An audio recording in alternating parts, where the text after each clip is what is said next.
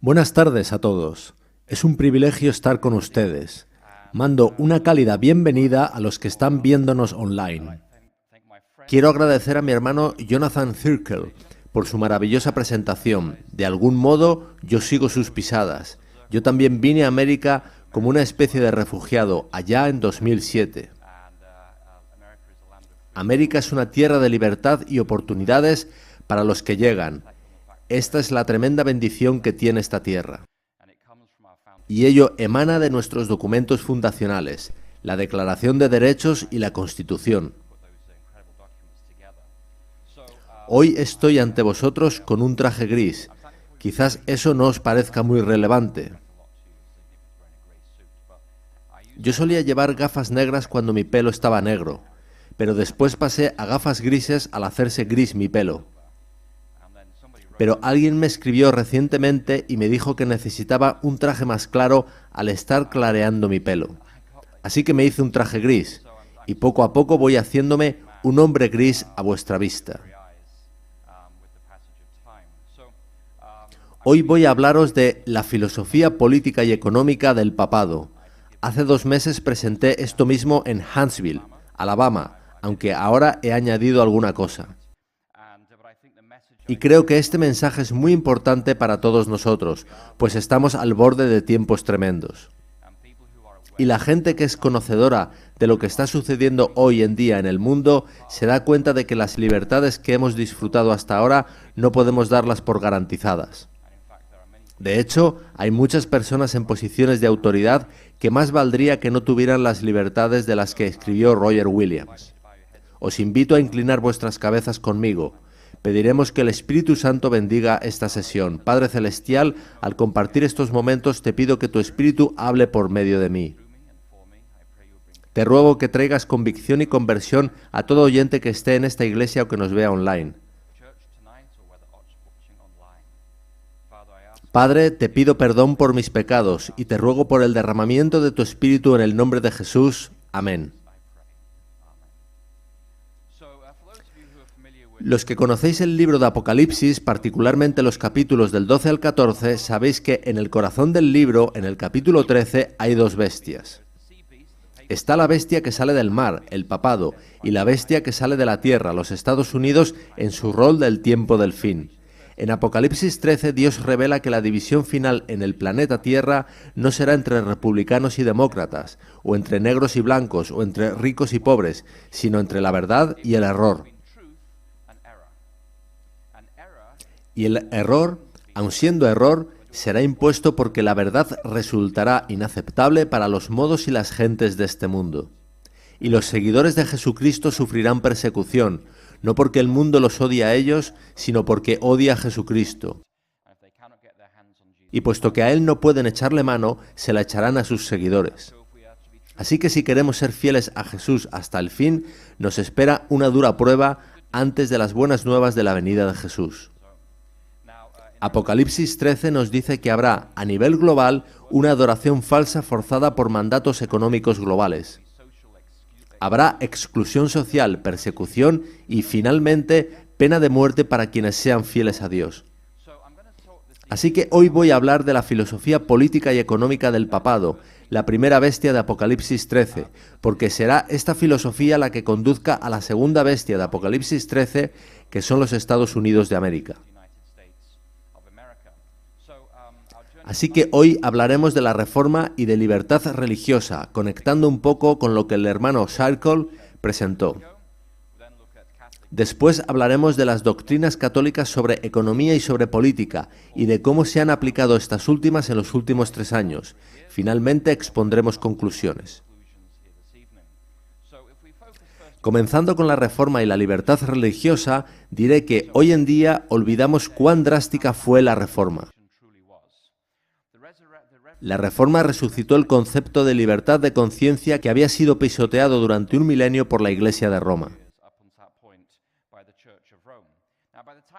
Cuando aparece la Reforma en el siglo XVI, la Iglesia católico romana era un cruel monopolio eclesiástico impuesto por un sistema de mando, control y coerción. La Reforma hizo hincapié en la libertad de conciencia, la libertad para creer o no creer en el dogma católico romano, la libertad de pertenecer o no pertenecer a la Iglesia católico romana, la libertad de contribuir o no contribuir a los gastos de la jerarquía católico romana, la libertad de vivir en armonía con la palabra de Dios o con dogmas del hombre caído, de modo que la Reforma fue un profundo cambio en la historia humana. Y de todas las libertades recogidas de las que gozamos en los Estados Unidos, la primera y más preciosa es la libertad religiosa. No es casualidad que la libertad religiosa es la primera que se menciona en la Declaración de Derechos.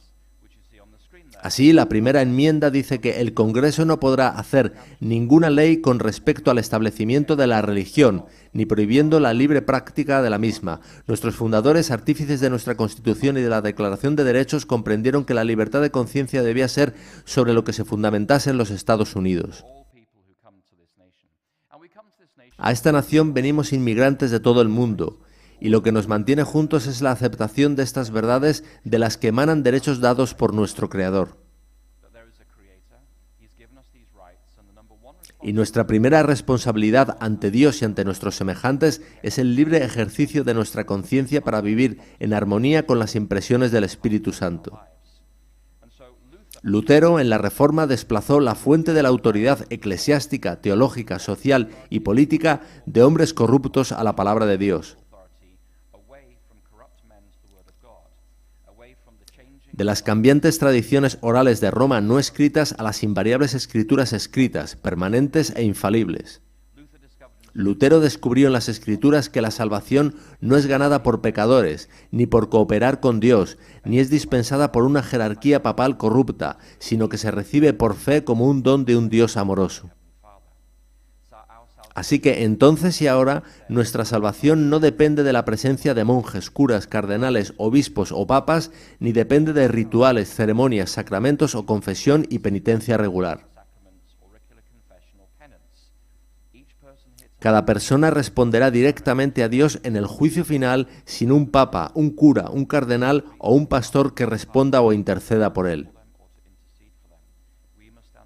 Compareceremos personalmente ante Dios, respondiendo por nuestras palabras y nuestras obras. Somos seres morales responsables ante nuestro Creador.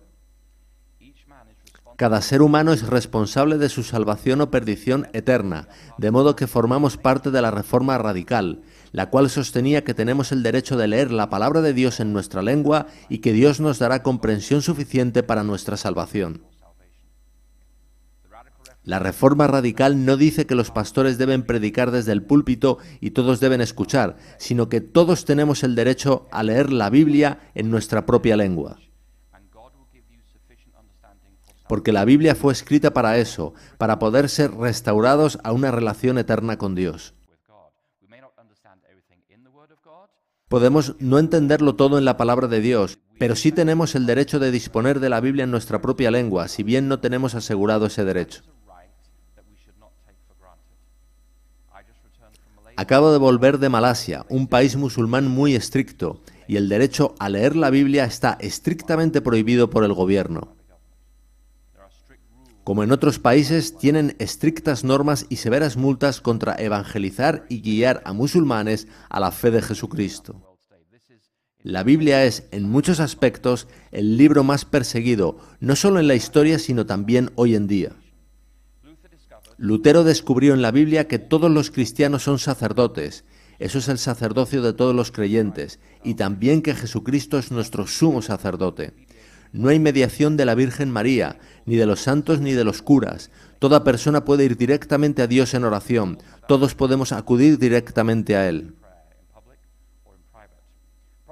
Los principios protestantes elevan al individuo y también sus responsabilidades y derechos. Entre ellos están la iniciativa privada, la propiedad privada y la libertad de conciencia.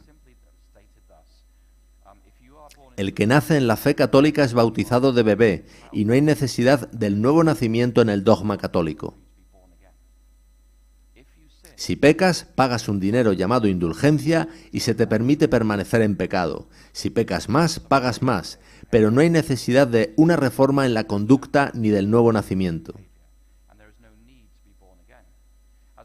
Como protestantes no practicamos el bautismo de infantes, sino el bautismo de creyentes, que tiene lugar cuando soy consciente de que soy un pecador y necesito un Salvador. Acudo por fe a Dios, confieso mis pecados, recibo por fe el don de la salvación ganado por Cristo para mí en el Calvario y nazco de nuevo. A partir de ahí, si peco, la cura es arrepentimiento, confesión y pedir al Espíritu Santo que me dé victoria sobre ese pecado. De modo que las sociedades católicas no tienen incentivo para elevarse por encima del pecado, mientras que las protestantes impulsan a la gente al nuevo nacimiento y a vivir en el Espíritu. Por eso las naciones protestantes han solido prosperar, pero no las naciones católicas. Tenemos ejemplos en todo el mundo. América fue construida sobre estos principios protestantes, enunciados por personas como Roger Williams y recogidos en la Declaración de Derechos. Nuestras libertades civiles incluyen la de discurso y de prensa, libre ejercicio de la religión, libertad contra la autoincriminación, la independencia de los jurados y el derecho a no ser encarcelado sin causa. Esta es la base de nuestro contrato social, gobierno por consentimiento de los gobernados, o, como dijo Abraham Lincoln, un gobierno del pueblo, por el pueblo y para el pueblo, de lo cual cada vez tenemos menos.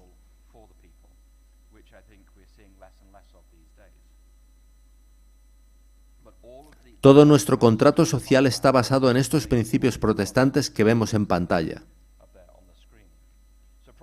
De modo que los protestantes que llegaron aquí se liberaron de la cruel, vengativa y totalitaria vigilancia de la Iglesia católico romana. Y los principios de la Reforma enunciados por Lutero y otros eliminaron todas las jerarquías de la Edad Media, la política, la económica, la eclesiástica y la social. Cuesta imaginar el terremoto que fue la Reforma para Europa tras el medievo. Con ese contexto en mente, repasemos cuál es el dogma económico de la Iglesia Católica.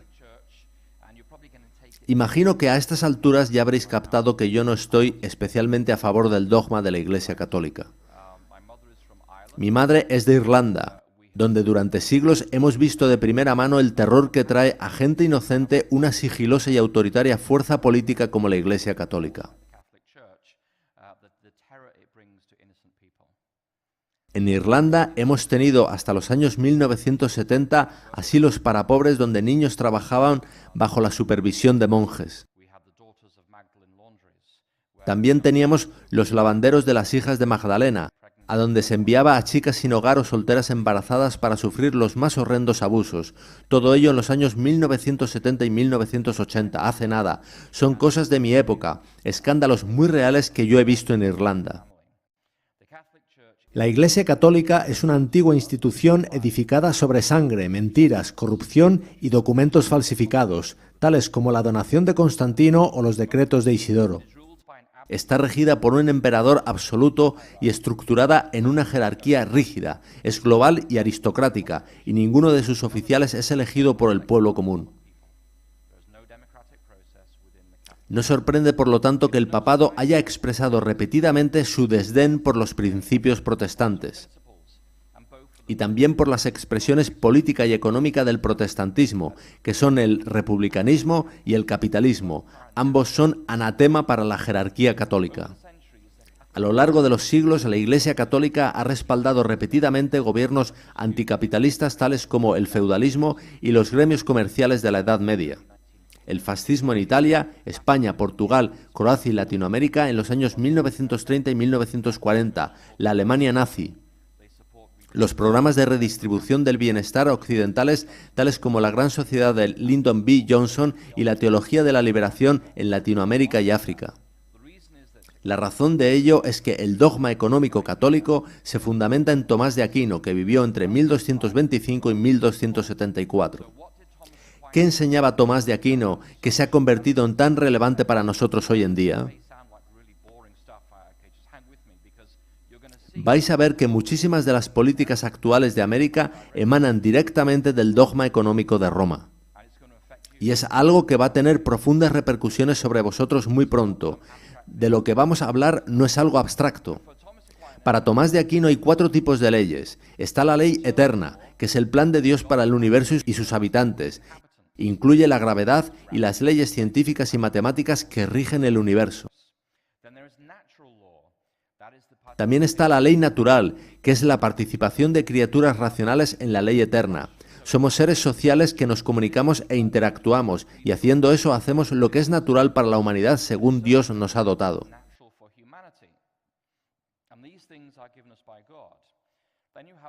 Luego está la ley positiva, que comprende las costumbres y regulaciones hechas por los gobiernos que tratan de aplicar la ley natural a individuos y sociedad. Y finalmente, en último lugar, está el decálogo de los 10 mandamientos. Así es, según Tomás de Aquino. Ahora, para Tomás de Aquino, la propiedad privada no forma parte de las leyes eterna o natural, sino que es un invento de la razón humana. Las leyes eterna y natural emanan de Dios, pero para Tomás de Aquino la propiedad privada pertenece a la ley positiva, que emana de los gobiernos.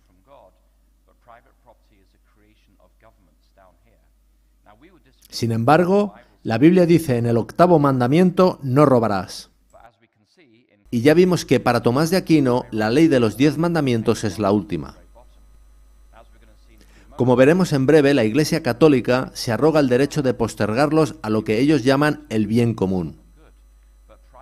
Pero la propiedad privada emana de la ley positiva, por eso el gobierno de los Estados Unidos prohíbe el robo.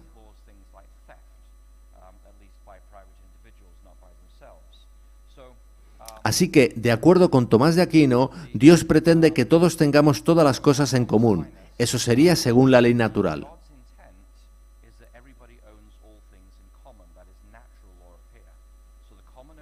Así que Él fija la propiedad en la comunidad.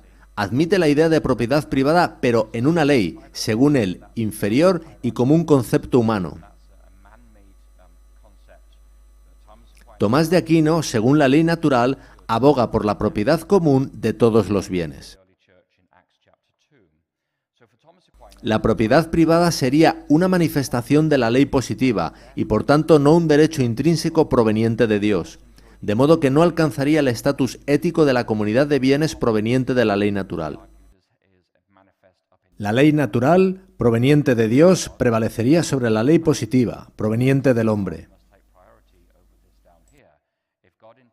Y, dado que el propósito de Dios sería la comunidad de bienes, la propiedad privada sería tan solo un derecho temporal anulable en cualquier momento por gobierno o iglesia, buscando imponer el bien común de la sociedad o el destino universal de todos los bienes, como lo llama la jerga católica.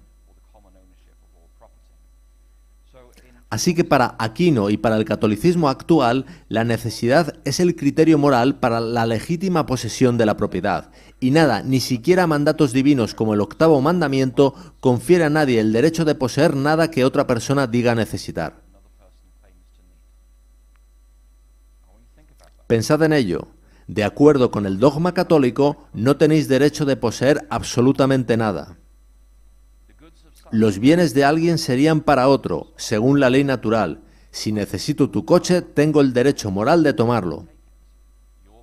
Para Roma, tu propiedad privada emana del gobierno, pero no es parte del plan original de Dios para la humanidad. Por lo que, por la ley natural, no hay pecado en satisfacer las necesidades personales tomando la propiedad de otro. En el pensamiento católico no hay medida absoluta de qué es necesidad, por lo que la necesidad individual de tomar la propiedad de otro es dejada a discreción de la persona en necesidad o a las autoridades públicas.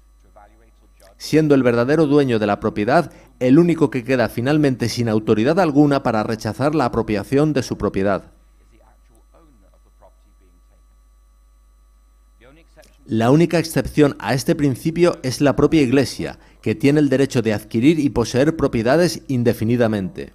La Ley Canónica 1254 dice: la Iglesia Católica tiene el derecho innato de adquirir, retener, administrar y alienar bienes temporales en la búsqueda de los fines que le son propios e independientemente del poder civil. Y la Ley Canónica 1260 dice: la Iglesia tiene un derecho innato a demandar del fiel lo que sea necesario para los fines propios de la Iglesia.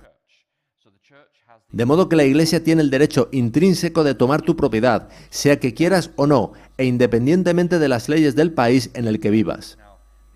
Es por esto que la Iglesia Católica ha apoyado en el último milenio movimientos contrarios a la propiedad privada, fascismo, nazismo, teología de la liberación en Sudamérica, socialismo y los actuales programas occidentales de bienestar social.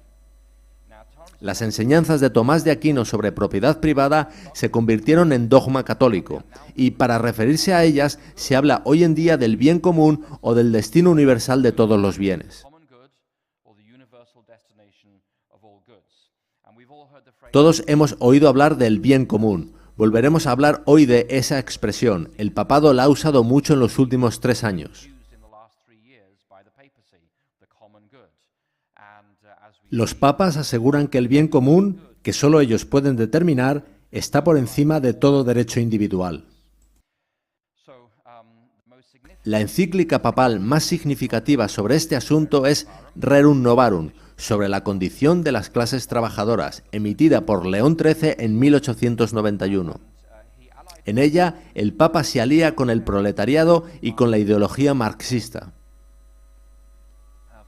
Durante siglos, los papas habían defendido a la aristocracia medieval y su opresión, pero cuando la reforma acabó con el sistema feudal y este fue sustituido por un libre mercado, el papado quiso destruir este y el propio protestantismo encontrando un aliado en la ideología marxista. Si fuéramos católicos, deberíamos aceptar sin objeción lo que dice el Papa como dogma proveniente de Dios. Pues bien, esto es lo que escribió León XIII. Poseer bienes privadamente es un derecho natural del hombre, y ejercer este derecho en la vida y en la sociedad es no solo legítimo, sino también claramente necesario.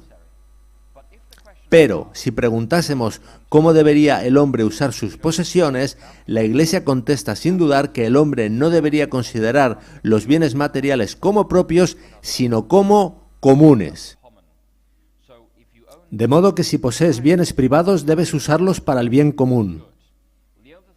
León XIII hace aquí distinción entre la posesión privada de la propiedad y su uso público común. Ahora, esa es la teoría política y económica que sustenta los fascismos del siglo XX, tales como el de Adolfo Hitler. En el comunismo, el Estado es el que posee los medios de producción y todo el capital. El ciudadano no tiene derecho a poseer capital alguno. Mientras que en la ideología fascista, como explica León XIII, el ciudadano puede poseer capital, pero debe usarlo del modo determinado por el Estado para el bien común.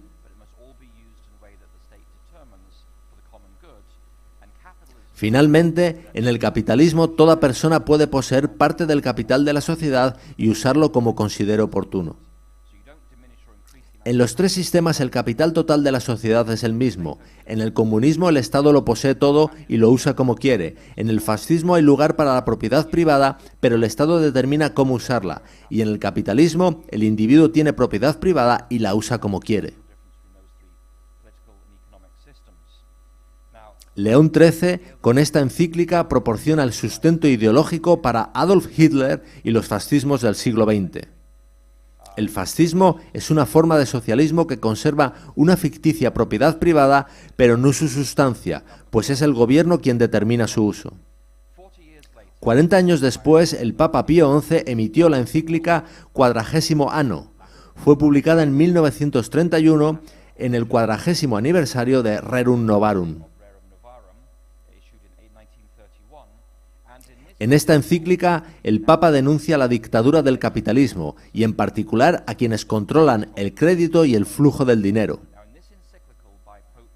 Ahora, en esta encíclica de Pío XI, y es muy interesante que se publica en 1931, el Papa denuncia los intereses en los préstamos bancarios. Pero en Europa la industria bancaria estaba copada por los judíos, pues el papado había dicho a los católicos durante siglos que no se involucrasen en ella, pues la usura era pecado. De modo que no cuesta ver el impacto de esta encíclica de 1931, que condenaba la usura de ese sector bancario, en la ideología de la Alemania nazi de esos años 30. La encíclica impulsó el antisemitismo, pues la comunidad judía era muy fuerte en el sector bancario europeo de ese tiempo. Tras la Segunda Guerra Mundial llegamos al Concilio Vaticano II, que transcurrió de 1962 a 1965, cuando se emitió Gaudium et Spes, la Constitución Pastoral del Concilio. En ese documento encontramos esto: es derecho de la autoridad pública evitar que nadie haga uso de su propiedad privada en detrimento del bien común. Eso significa que el gobierno tiene el derecho de determinar cómo tú usas tu propiedad privada. Ellos no usan la palabra gobierno, sino la expresión autoridad pública, y hay razones para ello. Las palabras tienen un significado. Las palabras arrastran significaciones procedentes de generaciones y siglos muy pasados, aunque la gente no lo sepa.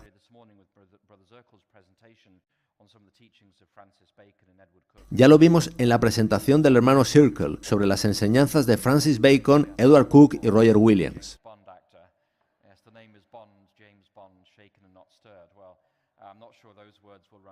Esta cita que hemos visto del Concilio Vaticano II deja claro que el bien común es una ficción de la ideología católico-romana que permite a la autoridad pública hacer lo que se le antoje con la propiedad privada del individuo.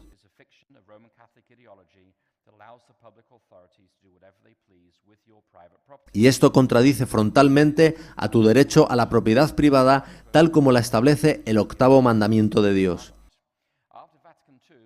Tras el Vaticano II llega el Papa Pablo VI, que hizo esta declaración de no poca trascendencia para nosotros.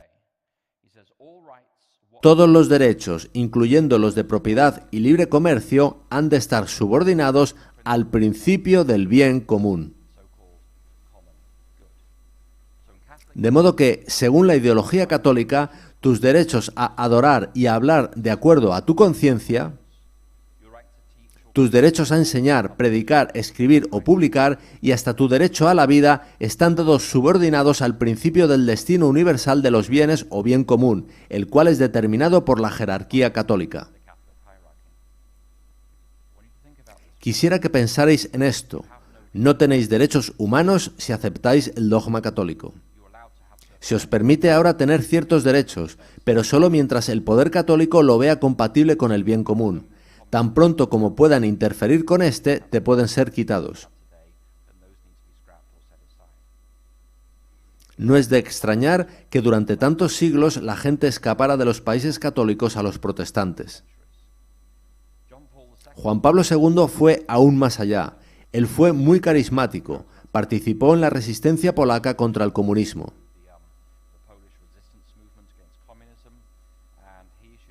Él publicó una encíclica llamada Solicitudo Rei Socialis en 1987 y en ella encontramos estas palabras: las personas excluidas de una equitativa distribución de los bienes originalmente destinados a todos podrían preguntarse: ¿por qué no responder con violencia a aquellos que nos han tratado con violencia primero? ¿Qué os parece? No es la primera vez que el papado ha suscitado la violencia en aras de la redistribución de los bienes. No estamos hablando, por poner un ejemplo, de las guerras del siglo XVII en los Países Bajos, cuando estos eran atacados por el rey de España y el Sacro Imperio Romano. No, este principio ha sido aplicado en tiempos modernos por obispos católicos en muchos países del mundo, por ejemplo Brasil, para justificar que los alborotadores tienen derecho a tomar bienes ajenos porque los necesitan.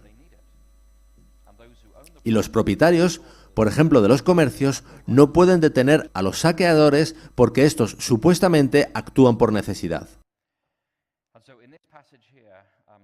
De modo que en esta encíclica el papado se alinea con los que están destruyendo la sociedad al minar el principio de la propiedad privada. En esta encíclica, Juan Pablo II justifica las revoluciones socialistas, el robo, las revueltas y los saqueos cuando son hechos para lograr una distribución supuestamente más justa de los bienes del planeta Tierra.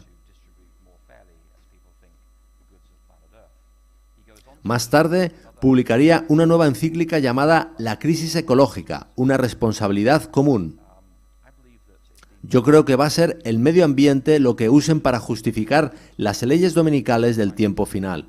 Leemos en el conflicto de los siglos que Satanás estará causando desastres naturales en el mundo mientras culpa de provocar la ira de Dios a los cristianos que honren el sábado. Entonces los gobiernos cargarán contra estos guardadores de los mandamientos porque supuestamente serán los causantes de los desastres. En otra encíclica, Juan Pablo II escribió lo siguiente: las autoridades públicas deben hacer provisión para planificar los diferentes tipos de tareas por las cuales es modelada no solo la vida económica de una sociedad, sino también su vida cultural. De modo que el papado no reclama tan solo el derecho a determinar tu camino de salvación. No le basta con proclamar que no hay salvación fuera de la Iglesia. El papado no se limita a decir que Él es el único camino a Dios. También reclama el derecho de determinar cuál es el bien común para la humanidad. También habla de las autoridades públicas, no de los gobiernos, pues ellos se consideran autoridad pública, las cuales supuestamente tienen el derecho de determinar y modelar no solo la vida económica de una sociedad, sino también la cultural. Esto es lo que escribe Juan Pablo II en su encíclica Laborem Exercens. Según él, la tierra es nuestra herencia común, por lo que toda acción gubernamental o global para salvarla está por encima de todo derecho individual, tal y como afirmó Pablo VI justo después del Concilio Vaticano II. Este dogma católico será la base de las leyes dominicales, pues el derecho individual de adorar de acuerdo con la conciencia y con la palabra de Dios en el séptimo día de la semana debe ser subordinado al bien común de salvar el planeta Tierra, tal y como sostiene Roma.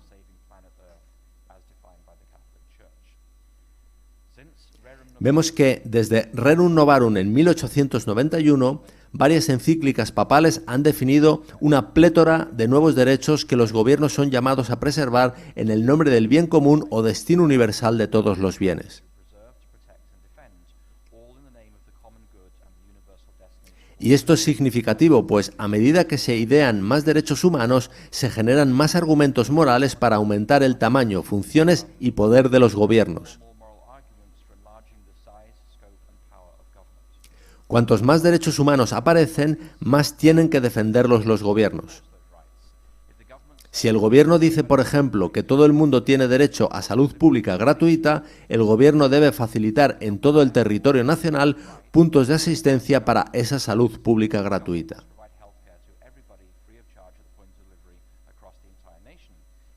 Si el gobierno dice que todo el mundo tiene derecho a educación primaria y secundaria, tiene que proporcionarla. Así que, cuanto más siguen los gobiernos las indicaciones de Roma en cuanto a derechos humanos o civiles, más aumentan las funciones y el poder de esos gobiernos. Ahora, la paradoja con esto es que, cuanto más regulada está la sociedad, menos morales se hacen los individuos. ¿Por qué? Porque se reduce el espacio para la responsabilidad moral y para la toma de decisiones. Por dar un ejemplo, el lugar más violento en América es probablemente una prisión de alta seguridad. Todo el día está regulada y así los presos se convierten en bestias. Cuanto más regulada está una sociedad, menos oportunidad tenemos de actuar como seres morales para tratarnos según la palabra de Dios y no según los dictados del gobierno. Nuestra capacidad moral mengua y somos reducidos a actuar como meros animales. Este es el problema del aumento continuo de derechos humanos. Se reduce el espacio para la responsabilidad moral. Al multiplicarse el número de derechos en el dogma católico y promoverse en los gobiernos, estos se hacen más grandes y se reduce la esfera de la libertad personal, económica y moral. Y ya vimos que Juan Pablo II dijo en 1981 en su encíclica Laborem Exercens que las autoridades públicas debían planificar acciones para modelar la vida económica y cultural de la sociedad. Esto conduce al objetivo final de Roma, que es una economía completamente regulada, donde la Iglesia Católica, en unión con el Estado, decide sobre toda la actividad económica y finalmente quién está autorizado a comprar y vender. Este es justamente el escenario descrito en el final de Apocalipsis 13, donde los Estados Unidos y Roma se alían para regular globalmente toda la actividad económica y, así, refrendar la falsa adoración católico-romana. Y últimamente estamos escuchando cosas en este sentido. El gran reseteo. No tendrás nada, pero serás feliz. Las órdenes de vacunación obligatorias son necesarias porque el bien común está por encima de la libertad de conciencia individual. Capitalismo de la banca frente al capitalismo de los accionistas. Lo vemos en índices como el ESG y en fondos como BlackRock y Vanguard, que están forzando ciertas ideologías en las multinacionales porque ellos son accionistas mayoritarios. Y divisas digitales de los bancos centrales, que son medios de control como nunca se vieron. También está el Tratado de Preparación para Pandemias de la OMS, que le transferirá a la OMS el derecho a determinar una pandemia cuando ella determine. El borrador actual también le da a la OMS el derecho a redistribuir recursos económicos en una nación dada en pos del bien común y para prevenir futuras pandemias. Esto es poder totalitario dado a una institución transnacional no votada por nadie. Tenemos también el anunciado Sistema de Verificación de Salud Global, inspirado en los pasaportes de vacunación europeos. Y restricciones de la libertad de movimiento, tales como las ciudades de 15 minutos o las zonas de bajas emisiones. Además, en mayo de 2015, el Papa Francisco publicó una encíclica llamada Laudato Si, en la que se decía que la humanidad tiene la obligación moral de preservar nuestra casa común, santificando el domingo. No estaba dirigida a los fieles católicos, sino a toda la humanidad. El Papa se arrogó el derecho de dirigirse a todo ser humano en el planeta Tierra y no solo a los católicos. Estas son algunas de las cosas que estamos viendo en el mundo actualmente y que no aumentarán o mantendrán nuestras libertades personales, sino que las restringirán muy severamente. En Gran Bretaña hay ahora mismo gran agitación política con las zonas de muy bajas emisiones en Londres, donde se es penalizado severamente por cada milla conducida en ellas. Así que la gente está teniendo serias dificultades para ir a la iglesia, al supermercado, al trabajo o a llevar a los niños al colegio, y todo ello en nombre de la preservación del medio ambiente.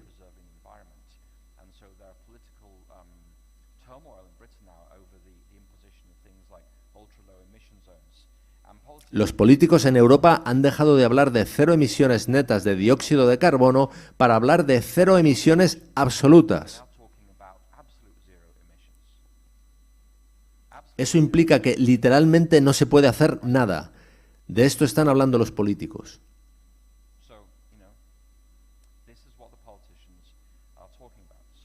Hasta aquí hemos visto parte del dogma económico de la Iglesia Católica.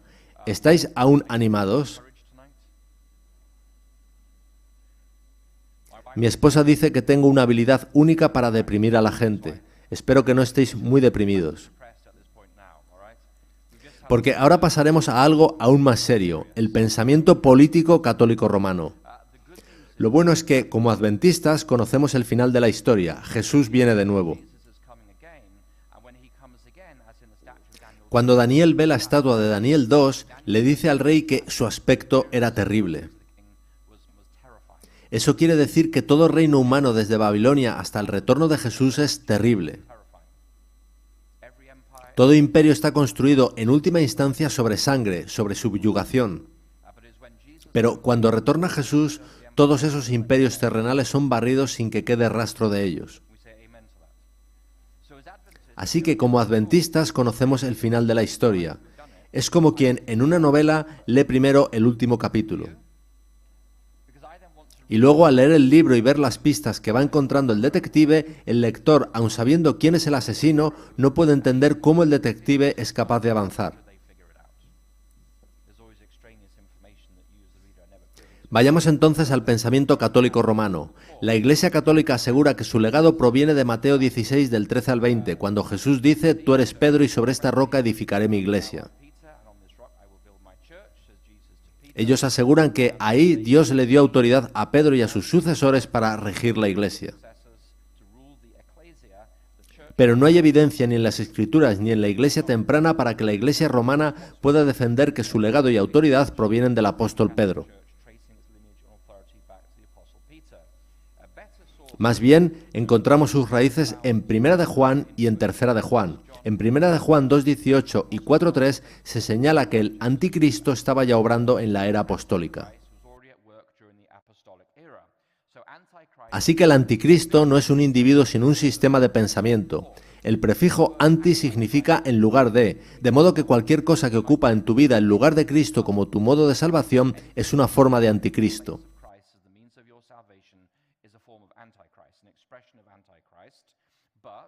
Pero hay también un sistema de anticristo que estaba ya obrando en tiempos de los apóstoles, entre los años 80 y 90 después de Cristo.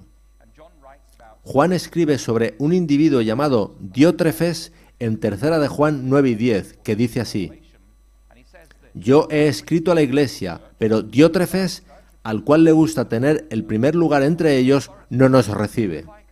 Por esta causa, si yo fuere, recordaré las obras que hace parloteando con palabras malignas contra nosotros, contra los apóstoles. Y no contento con estas cosas, no recibe a los hermanos, y a los que quieren recibirlos se lo prohíbe, y los expulsa de la iglesia. Ahora, esos hermanos eran misioneros y evangelistas que estaban viajando por el antiguo Oriente Medio, y Diótrefes se negaba a aceptarlos y recibirlos. Así que en este pasaje encontramos a un líder de iglesia que rechaza la autoridad de los apóstoles y que demanda la soberanía sobre las almas. Es un líder de iglesia ambicioso y anticristiano, que ama la preeminencia, ataca a otros cristianos con palabras maliciosas y expulsa a cristianos de la iglesia. Esto es un prototipo del Papa. Lo encontramos en Tercera de Juan 9 y 10. El auge del papado se fundamenta en el triunfo de los obispos de Roma sobre sus oponentes eclesiásticos y políticos. Proceso que llevó siglos y transformó las originales congregaciones presbiterianas de Roma en un imperio global regido por un gobernador absoluto. Las iglesias del Nuevo Testamento eran conducidas por ancianos, presbíteros en griego. Y el supervisor en una ciudad era un episcopos, de donde viene la expresión iglesia episcopal. Las iglesias presbiterianas están gobernadas por ancianos, mientras que las episcopales lo están por obispos. Y esa iglesia episcopal se convirtió en un imperio global con un gobernante absoluto mediante mentiras y falsificaciones, siendo la más famosa este documento, la donación de Constantino. Durante 12 siglos, los supuestamente infalibles papas legitimaron su autoridad mediante este documento, hasta que se demostró en el siglo XVI que era una falsificación. La donación de Constantino fue supuestamente un regalo del emperador Constantino al obispo de Roma en 330 después de Cristo, cuando pasó la capital de Roma a Constantinopla. Y al hacer eso, supuestamente transfirió el poder supremo, civil y religioso del Imperio Romano Occidental al obispo de Roma, un hombre llamado Silvestre, dándole el actual Palacio de Letrán de Roma, el derecho a llevar ropas imperiales púrpuras y escarlatas y una corona de autoridad llamada mitra. En el siglo XVI se demostró que el documento era falso, pero ha sido usado durante 12 siglos para legitimar la supremacía papal, política y económica en Europa occidental. La Iglesia romana dio entonces su interpretación de Romanos 13:1 que dice: «Sométase toda persona a las autoridades superiores, porque no hay autoridad sino de parte de Dios, y las que hay por Dios han sido establecidas». Para los teólogos católicos, este pasaje desecha la posibilidad de cualquier forma de autoridad democrática, eclesiástica o civil fuera de la jerarquía romano-católica. En la ideología católica, el poder político no necesita del consentimiento del pueblo, sino que fluye de Dios al Papa, pasa por la jerarquía romana y llega a ti que vives en tu cuchitril, y tu papel es rezar y obedecer.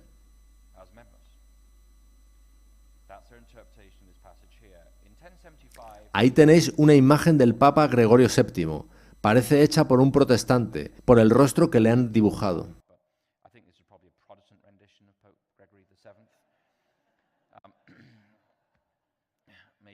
Pues bien, en el año 1075, el Papa Gregorio VII escribió el documento Dictatus Papae sobre la autoridad del Papa. En él, Gregorio VII da los siguientes argumentos para la absoluta autoridad del Papa. La Iglesia Católica fue fundada por Dios. Solo el pontífice romano merece el apelativo de universal. Solo el Papa puede deponer o readmitir obispos. Su emisario tiene primacía en un consejo de obispos y puede dictar sentencia de deposición contra ellos. Solo el Papa puede promulgar nuevas leyes acordes a las necesidades de los tiempos y solo él puede usar emblema imperial. Además, el Papa es el único cuyos pies han de ser besados por todos los príncipes. Su título es único en el mundo.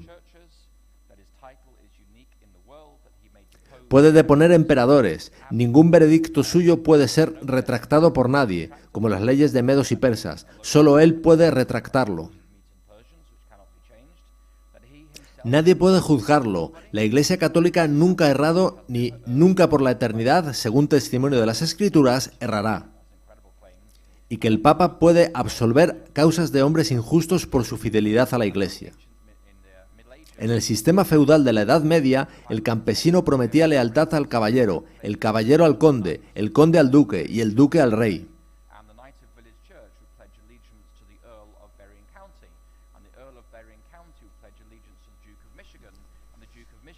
Y en tu promesa te comprometías a pagar impuestos y a luchar un número de días por tu señor feudal.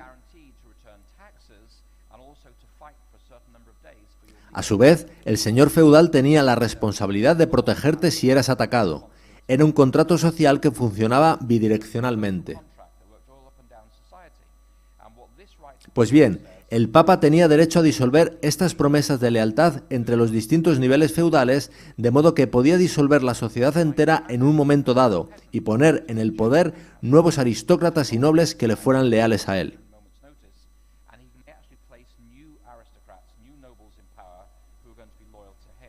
De modo que el Papa asegura tener autoridad, no solo sobre la interpretación de las Escrituras, sino también para rehacer la sociedad civil en cualquier momento. Y este derecho lo reclama el Papa a nivel universal.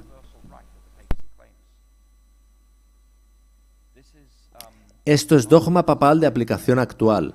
De acuerdo con esta encíclica, el papado tiene derecho a disolver cualquier gobierno de la tierra e imponer nuevos gobernadores.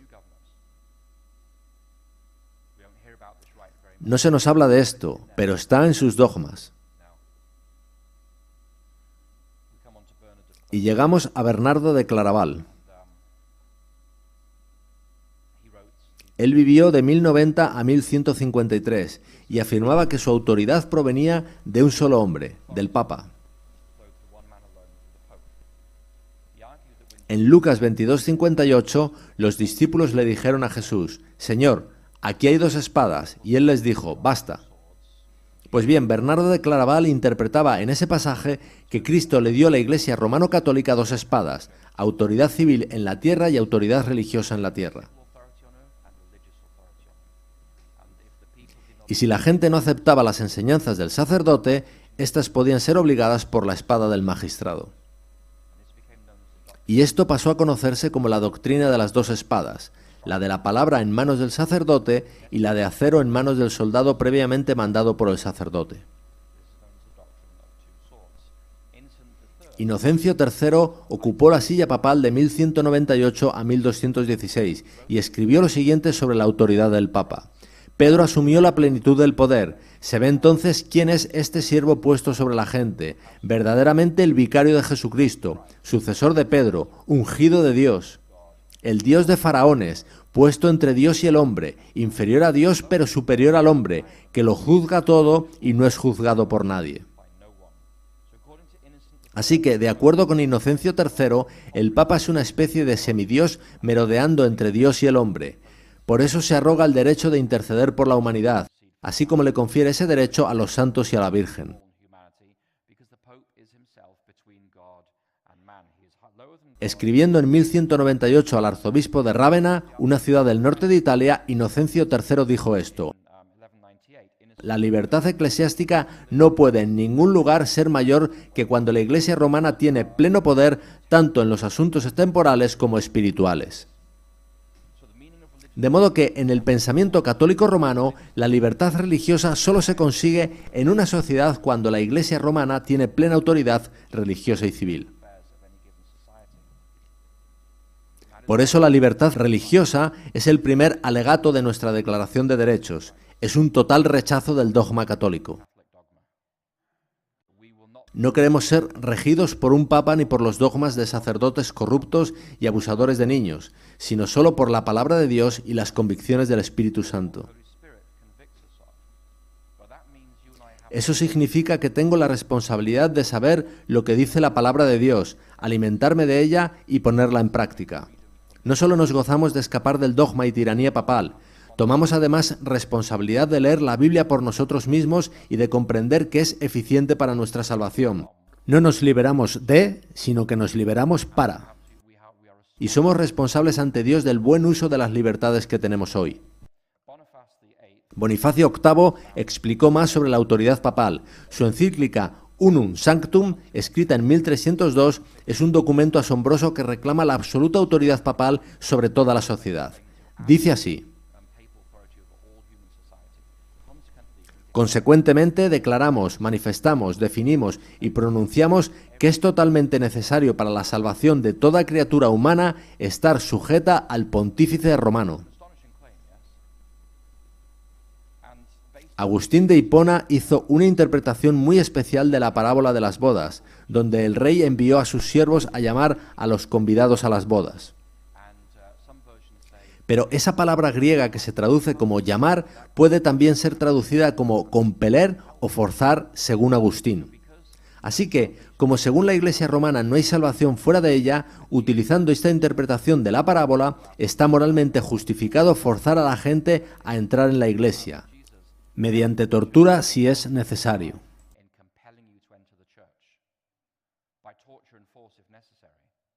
La hoguera estaría supuestamente purificando el alma y preparándola para el cielo. Por eso, si no quieres entrar en la Iglesia tiene la obligación moral de obligarte a entrar, y si en el proceso tiene que matarte, es por tu bien. Por eso hablaban de la purificación del alma cuando se estaba en la hoguera. Vosotros no lo habéis conocido en América, pero nosotros en Inglaterra sí. Esta encíclica de Bonifacio VIII es una reclamación asombrosa de la plena autoridad civil y religiosa del papado.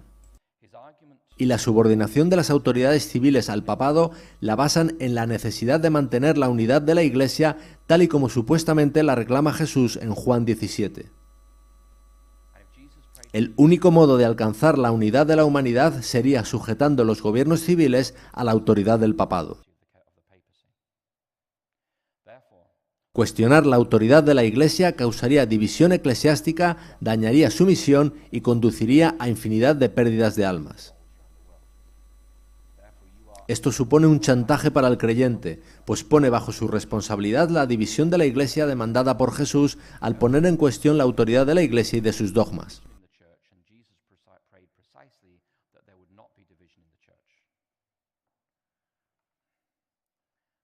Ahora, la Iglesia Católica no ha sido la única Iglesia en usar este argumento. También lo hemos usado nosotros cuando argumentamos que manifestar opiniones diferentes a la mayoritaria es cuestionar la autoridad de la Iglesia y promover desunión. Es romanismo siendo inyectado en nuestro torrente sanguíneo. En el pensamiento católico, la unidad eclesiástica y la salvación de la humanidad es lo que justifica la unidad política que es sólo posible mediante sumisión a la autoridad papal. Con la Reforma, Roma usó este dogma para restablecer la unidad eclesiástica y política por la fuerza de las armas, y esto sucederá de nuevo en la crisis final, como muestra Apocalipsis 13. Ahora, Roma asevera que su ministerio doctrinal no se limita a asuntos espirituales y morales. En la encíclica Quadragésimo Anno de 1931, Pío XI dice esto: formulamos los principios ya claramente establecidos por León XIII de que es nuestro derecho y deber abordar autoritariamente los problemas sociales y económicos. No es derecho del gobierno civil, sino de ellos. Y eso es dogma papal, supuestamente proveniente de Dios, incuestionable. El papado reclama la máxima autoridad tanto en la esfera espiritual como la civil de toda sociedad en la tierra, siendo así el principal poder totalitario de Occidente, madre del totalitarismo del siglo XX y de las decenas de millones de muertos bajo las dictaduras comunista y fascista. El papado apela a la unidad y conformidad de todo el mundo. Los disidentes han de ser corregidos y matados si persisten. Tomás de Aquino lo expresó así: hay incrédulos, tales como los gentiles o los hebreos, que nunca han aceptado la fe cristiana. En ningún modo deberían ser forzados a creer. La fuerza debe ser apropiadamente usada por el fiel, para prevenir que interfieran con la fe mediante blasfemia, inducción al mal o abierta persecución. Esta es la razón por la que los cristianos hacen a menudo la guerra a los incrédulos, no para forzarles a creer, sino para evitar que obstaculicen a la fe cristiana. Sin embargo, hay otros incrédulos, tales como los herejes y los apóstatas, que en el pasado aceptaron y profesaron la fe. Estos han de ser compelidos, incluso mediante la fuerza física, a sostener y cumplir lo que un día aceptaron y prometieron. Ahora, la consecuencia práctica de esta ideología política es que el papado acepta la esclavitud. De hecho, la practicó abiertamente en Europa durante siglos.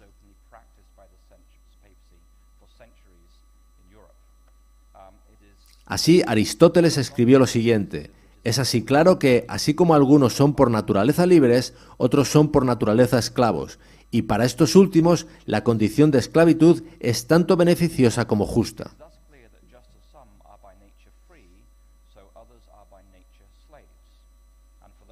Eso está en el libro de Aristóteles, La Política. Ahora, esa visión de la esclavitud fue aceptada por Tomás de Aquino y promovida por los papas.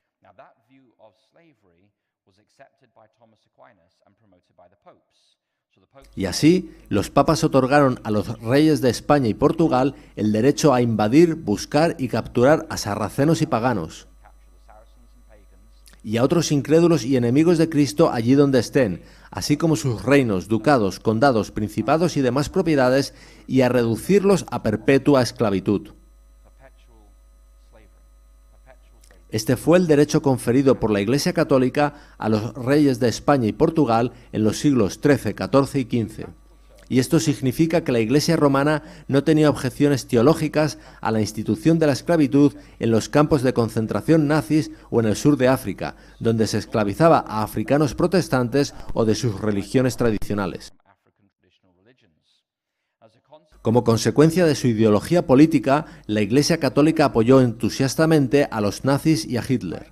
Pío XI fue el primer jefe de Estado que reconoció al gobierno de Hitler en 1933 y firmó un tratado con Hitler garantizando la lealtad al régimen de Hitler de los católicos alemanes, los cuales se sumaron en masa a sus ejércitos.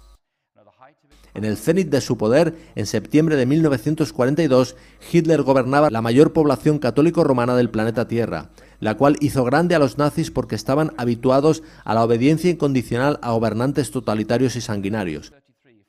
En 1933, una carta pastoral de los obispos alemanes animaba a los católicos alemanes a apoyar el régimen nazi. La carta decía así: solo si el individuo se ve a sí mismo como parte de un organismo que pone el bien común por delante del bien individual, estará su vida marcada de nuevo por la humilde obediencia y el gozoso servicio que demanda la fe cristiana. De modo que la Iglesia romana ha negado siempre la libertad religiosa, así como la libertad de pensamiento, de expresión, de educación y de prensa. León XIII declaró en 1885 que la libertad religiosa o de conciencia es una falsa libertad, y una de las razones por las que denunciaba la libertad de conciencia es que supuestamente minaba la unidad de la Iglesia. Si la Iglesia dice X y el Espíritu Santo te da convencimiento de Y, ¿cuál de las dos opciones das por buena? Por eso, una jerarquía eclesiástica autoritaria como el papado no puede aceptar la libertad de conciencia individual, porque la voz del Espíritu Santo al creyente puede entrar en conflicto con su autoridad.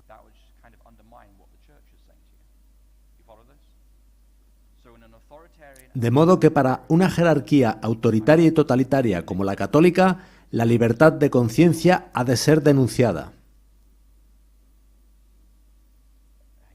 Roma afirma que el único pasaporte para el cielo es una vida bien empleada, la cual requiere, según ellos, que el gobierno niegue la libertad religiosa. Ese es el argumento de León XIII. El Concilio Vaticano II volvió a hablar de libertad religiosa al declarar lo siguiente: el ser humano tiene derecho a la libertad religiosa. Eso suena bien, pero el diablo está en los detalles. Esta libertad significa que todo hombre ha de estar exento de coerción por parte de individuos, grupos sociales o poder humano alguno dentro de los debidos límites. Y esos límites los define el papado que, según ellos, emana de Dios. Para ellos, el Papa es inferior a Dios, pero superior al hombre. Luego, esta declaración del Vaticano II no incluye al papado. Así que esta declaración no defiende la libertad religiosa. Dentro de los debidos límites significa que eres libre de creer los dogmas católicos y nada más. El Vaticano II defiende la libertad religiosa de la interferencia de entidades humanas como gobiernos, pero no del papado, pues para ellos el Papa es Dios en la tierra. Cuando el papado habla de libertad religiosa, no habla de tu libertad de conciencia, sino de su autoridad sobre tu conciencia. Y el objetivo de la ideología política católico-romana es un gobierno mundial, como en otra encíclica de 1967 lo explicó así Pablo VI. Esta colaboración internacional a escala global requiere de instituciones que la prepararán, coordinarán y dirigirán hasta que haya finalmente un orden de justicia globalmente reconocido. ¿Quién no ve la necesidad de, así, establecer progresivamente una autoridad mundial capaz de actuar con efectividad en los sectores político y jurídico? Durante la pandemia del COVID, Klaus Schwab, presidente del Foro Económico Mundial, escribió un par de libros sobre el COVID-19 y el Gran Reinicio, en los que abiertamente usa este tipo de lenguaje.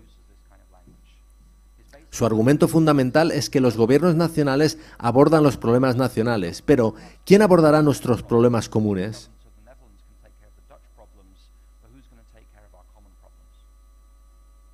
Según él, ciertos asuntos como una pandemia o el supuesto cambio climático afectan a toda la humanidad, lo cual requiere de una autoridad global por encima de los gobiernos nacionales.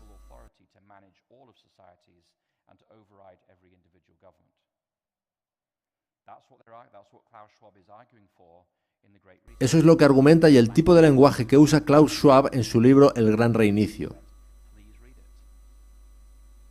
Este es el pensamiento que está conduciendo hoy en día a las élites globales de nuestro mundo. Esta agenda globalista quiere llevarnos a un gobierno o autoridad mundial que pueda traer soluciones a problemas que afectan a toda la humanidad.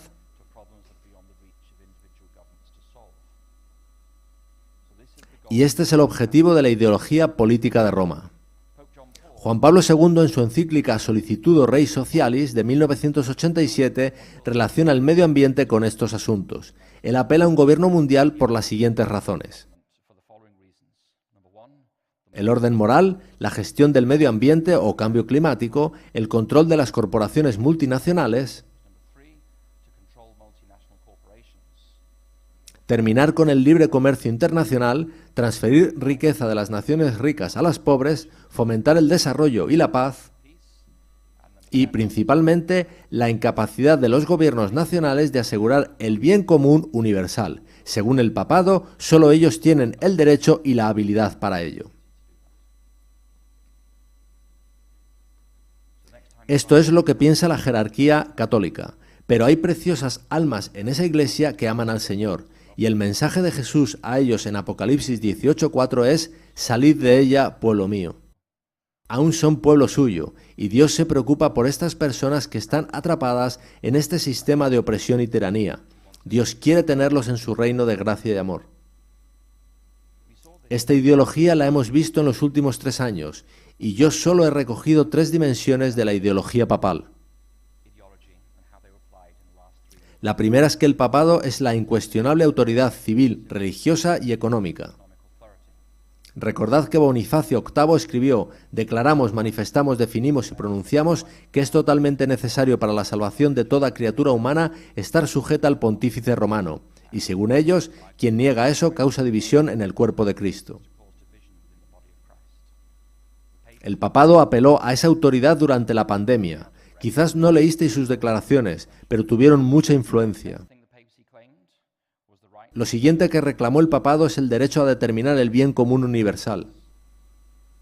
En su encíclica de 1967, Populorum Progressio, Pablo VI declaró: todos los derechos, incluyendo los de propiedad y libre comercio, han de estar subordinados al principio del bien común.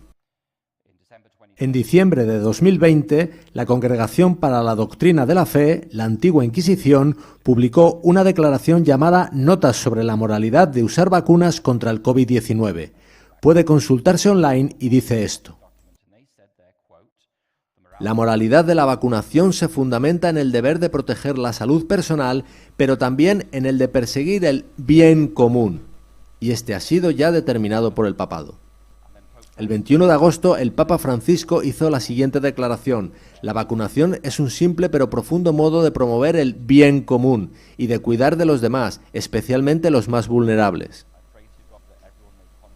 Ruego a Dios que todos puedan poner su granito de arena, su pequeño gesto de amor. El papado se arroga el derecho de determinar cuál es el bien común, el cual, según ellos, está por encima de la conciencia individual y de todo derecho humano.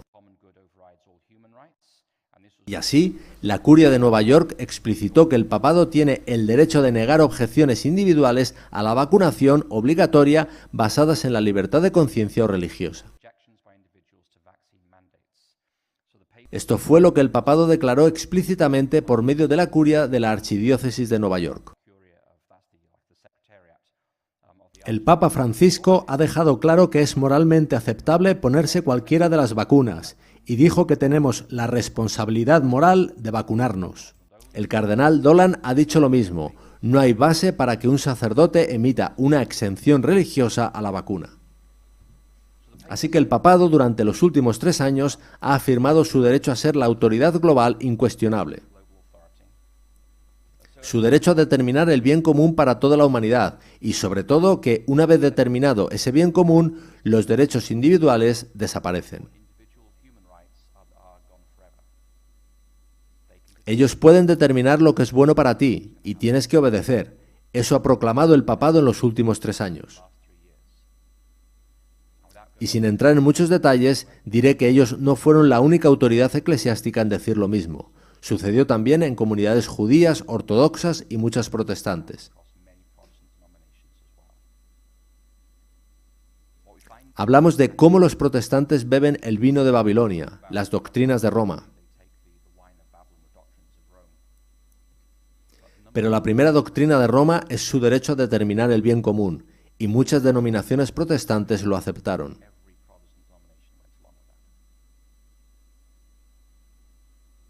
Y una vez aceptado que la Iglesia Católica tiene el derecho a determinar el bien común por encima de todo derecho individual, si dicen que el bien común es adorar en domingo en vez de en sábado, hay que aceptarlo igualmente. Hay implicaciones en aceptar el derecho papal a determinar el bien común. Hemos de mirar más allá de lo que pasa hoy en día y pensar que las palabras tienen un significado y consecuencias. Decisiones que hoy parecen inocentes pueden tener profundas y terribles consecuencias más adelante. Esto ha sucedido en prácticamente todas las denominaciones protestantes principales y también en grupos judíos y ortodoxos. Hemos de tener mucho cuidado antes de asumir e incorporar a nuestro lenguaje conceptos relacionados con el bien común.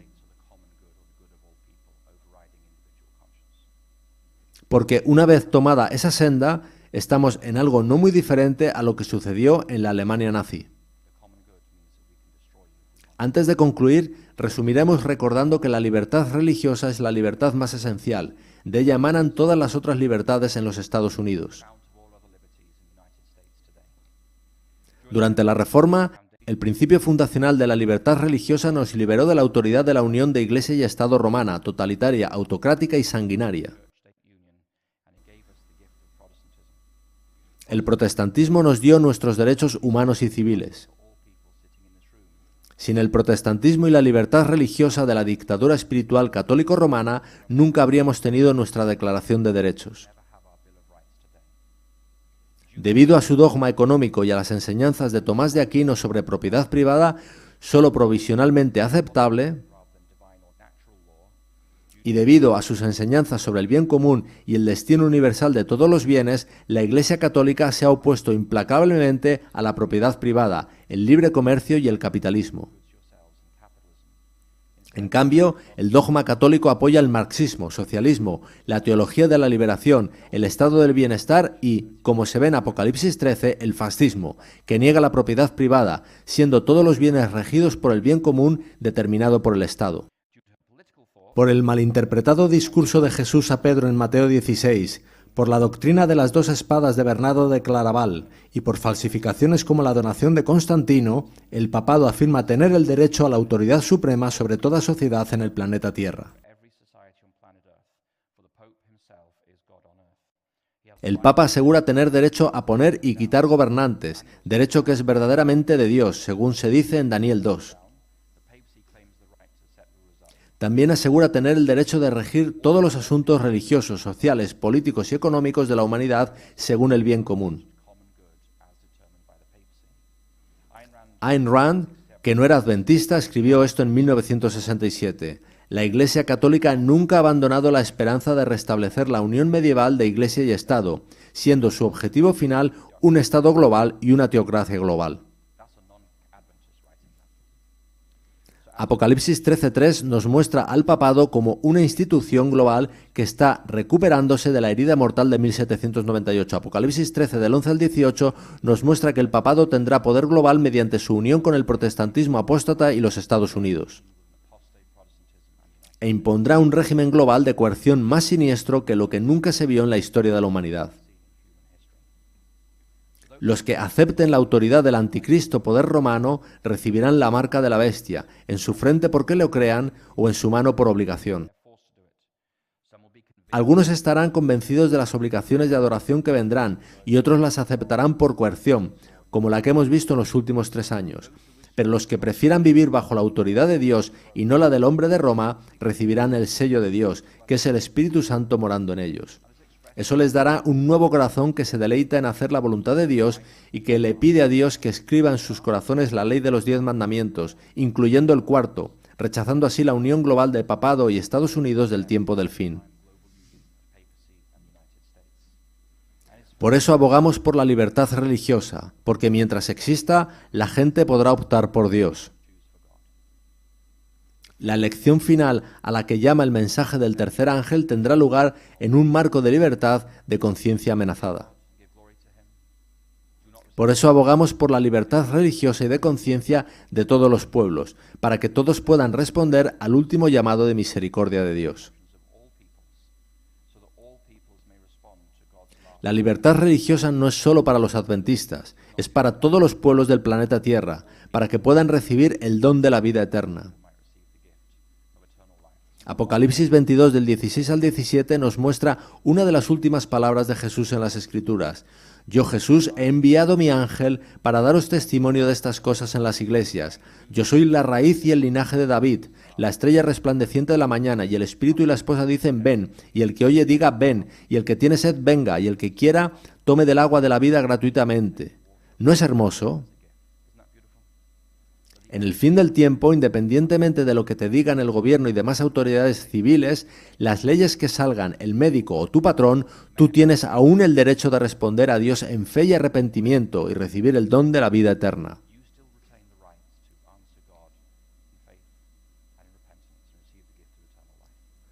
Da igual lo que nos hagan, conservamos ese derecho. Por eso, como adventistas reclamamos ese derecho para todo el mundo, para que con nada se les pueda coartar a responder al Evangelio antes del cierre del tiempo de gracia.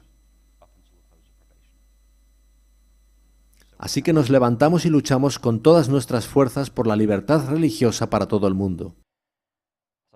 Cuando Daniel le describió a Nabucodonosor su sueño sobre la sucesión de las naciones de la tierra, le dijo así: Tú, oh rey, veías, y he aquí una gran imagen. Esta imagen, que era muy grande y cuya gloria era muy sublime, estaba en pie delante de ti, y su aspecto era terrible. Daniel 2:31. Ese adjetivo terrible aplica a toda nación desde Babilonia hasta el fin. En Daniel 7, Daniel pregunta al ángel porque quiere saber sobre esa cuarta bestia que tenía unos dientes grandes de hierro, devoraba y desmenuzaba. Esa bestia era Roma. Pero el ángel, que trae un mensaje de Dios, tiene una visión diferente y dice esto: estas 4 grandes bestias son 4 reyes que se levantarán en la tierra. Después recibirán el reino los santos del Altísimo y poseerán el reino hasta el siglo, eternamente y para siempre.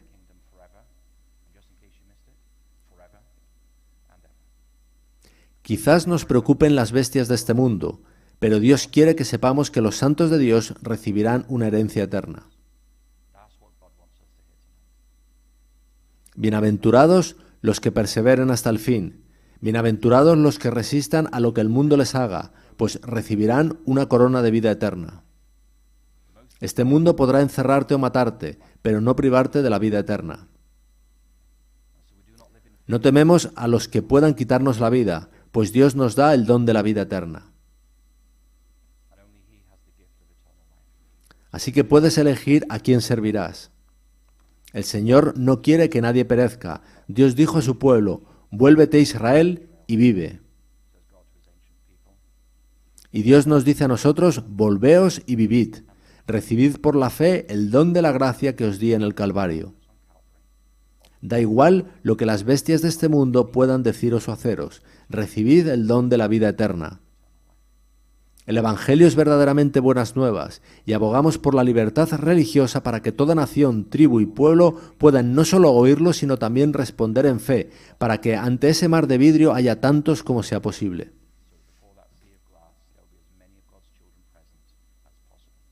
Inclinemos nuestras cabezas para orar.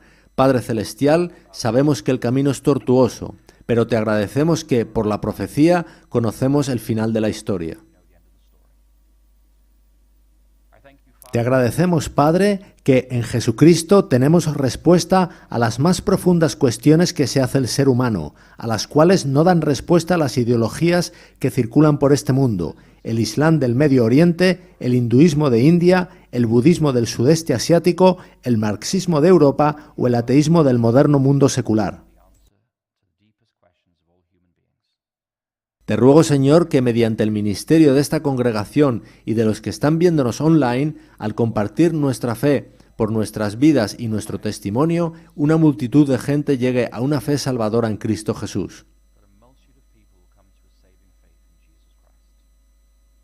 Padre, danos la gracia para aceptar cuando la gente use su libertad de conciencia para no aceptar el Evangelio, pero también la persistencia para no dejar de interceder por ellos ante tu trono de gracia. Padre, danos la gracia de recibir en nuestras congregaciones a personas procedentes de todas esas ideologías de este mundo. Danos la gracia para olvidar su pasado y mirar a su futuro.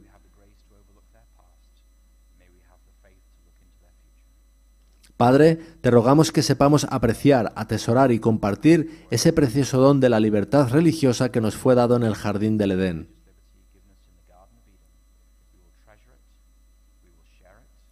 Que brille a través de nosotros y que, al compartirlo, puedan ganarse muchas almas para tu reino eterno. Gracias, Padre, por obrar por medio de nosotros, para nosotros y, a veces, a pesar de nosotros. Y gracias, Padre, porque tú completarás la buena obra que comenzaste en cada uno de nosotros. Gracias, Padre, por estas misericordias. Danos ahora tu bendición para volver mañana a una fiesta espiritual. Que los ángeles nos guarden en nuestro camino, que nuestros corazones y mentes se abran a la obra de tu Espíritu, que en todo lo que hagamos y digamos el amor de Cristo sea oído alto y claro. En el nombre de Jesús lo pedimos. Amén.